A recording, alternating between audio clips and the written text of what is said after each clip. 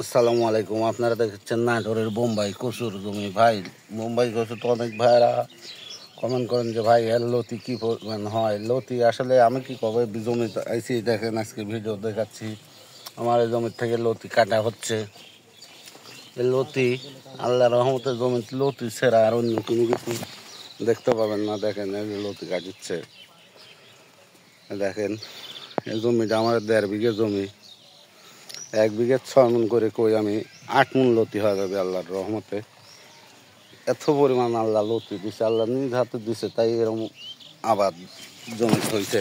দেখেন লতি কাটিচ্ছে, দেখেন যে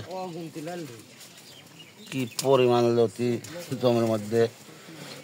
আপনারা না দেখালে বুঝবেন না। দেখেন লতি কাটা হচ্ছে। আর বোম্বাই কচুর লতি অবশ্যই কাটার কালে গড়ে 1-2 ইঞ্চি থুয়ে কাটবেন, তা না হলে কাঠটা পচার সম্ভাবনা থাকে ওই ফিসেরও ঢোকা দিলে। দেখেন আমরা প্রতি সপ্তাহে এসব জমিতে লতি কাটি। মনে করেন আজকে রবিবারে কাটিচ্ছি, আবার আল্লাহর রহমত আগামী রবিবারে কাটবো জমি। এই জমির থেকে এই একই মাপে হয়ে যাবে। তো জমির ভিতরে আল্লাহর রহমতের লতি ছাড়া অন্য কোনো কিছু নয়।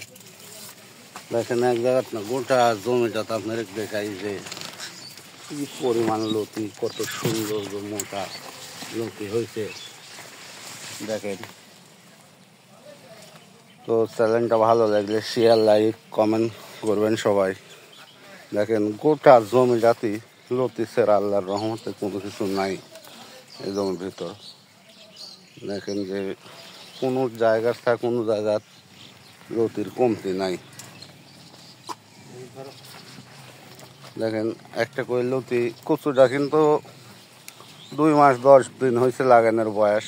এর মধ্যে আল্লাহর রহমতেও অনেক সুন্দর লতি হয়েছে। লতিটা আরও লম্বা, আরও বড় হয়ে যাবে। তো ভাই, নাটোর বোম্বাই কচু চাষ করার হিসাব হচ্ছে অরিজিনাল চারাটা লাগাতে হবে। অরিজিনাল চারা লাগাবেন, আপনারা অবশ্যই লাভবান হবেন। কচুটার চারা অরিজিনাল পান্না বিধায় আপনারা অনেকে লস খান।